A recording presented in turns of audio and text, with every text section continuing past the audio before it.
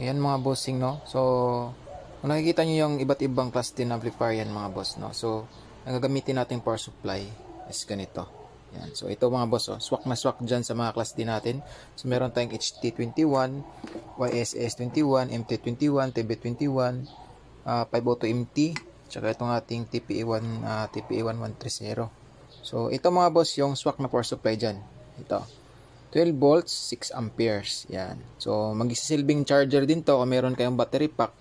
No, pag meron kayong battery pack na 6S, katulad nito.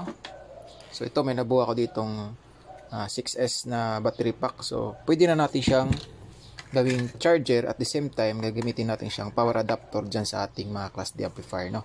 So, bumili kayo nito mga boss, Yan. So, meron ito sa TikTok. Mura lang to. Yan.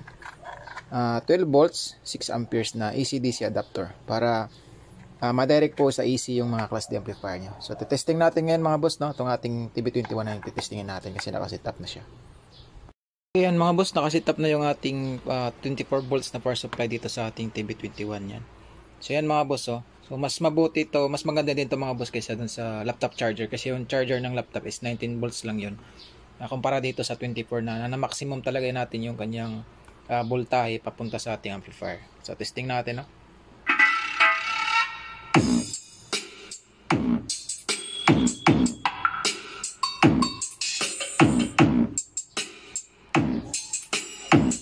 Yan mga bossing, Snabos yung ating 12 volts na 24 volts na AC-DC adapter. So, pwede na to mga boss gamitin dito sa ating mga class D amplifier. So dito ginamit ko siya sa TB21. So kahit anong class D mga boss basta 24 volts siya pataas. So pwedeng pwede. Ayan.